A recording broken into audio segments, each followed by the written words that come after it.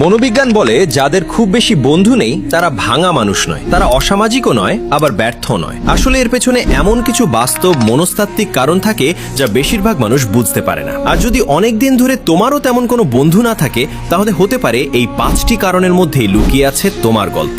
শেষের কারণটি সবচেয়ে বেশি সম্পর্কিত, তাই মিস করো না। 1, ভুয়া মানুষ একদম সহ্য করতে পারো না। যারা সামনে একরকম আর পেছনে আরেক রকম, তাদের তুমি খুব দ্রুত চিনে ফেলো। তাই ভুয়া মানুষের সঙ্গে সময় কাটানোর চেয়ে একা থাকতেই বেশি স্বাচ্ছন্দ্য বোধ করো। 2, সামাজিক মেলামেশায় তোমার মানসিক শক্তি দ্রুত শেষ হয়ে যায়। অনেক মানুষের সঙ্গে কথা বললে তুমি ক্লান্ত হয়ে পড়ো, কারণ তুমি শুধু শোনো না, প্রতিটি কথাই বিশ্লেষণ করো। তাই নিজের শক্তি ফিরে পেতে তোমার একান্ত সময় দরকার হয়। 3, তুমি স্বাধীনভাবে চিন্তা করতে ভালোবাসো। নিজেকে বিনোদন দিতে, নিজের সিদ্ধান্ত নিতে এবং নিজের মতো ভাবতে তুমি সক্ষম। এই স্বাধীন মানসিকতাই তোমাকে অন্যদের থেকে আলাদা করে। 4, বিশ্বাস করতে সময় নাও। তুমি সহজে কাউকে বিশ্বাস করো না, কারণ তুমি বুঝে গেছো সবাই বিশ্বাসের যোগ্য নয়। তাই আগে মানুষকে পর্যবেক্ষণ করো, সময় নিয়ে বোঝার চেষ্টা করো, তারপর সিদ্ধান্ত নাও কে তোমার বন্ধু হওয়ার যোগ্য আর কে নয়। 5, সত্যিটা হলো কম বন্ধু মানেই দুর্বলতা নয়। যদি তোমার বন্ধু কম থাকে, তার মানে এই নয় যে তুমি দুর্বল, বরং এর অর্থ হতে পারে মানুষ বেছে নেওয়ার ক্ষেত্রে তোমার মানদণ্ড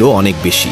মনোবিজ্ঞান বলে যাদের খুব বেশি বন্ধু নেই তারা ভাঙা মানুষ নয়, তারা অসামাজিকও নয়, আবার ব্যর্থ নয়। আসলে এর পেছনে এমন কিছু বাস্তব মনস্তাত্ত্বিক কারণ থাকে যা বেশিরভাগ মানুষ বুঝতে পারে না। আর যদি অনেক দিন ধরে তোমারও তেমন কোনো বন্ধু না থাকে, তাহলে হতে পারে এই 5টি কারণের মধ্যেই লুকিয়ে আছে তোমার গল্প।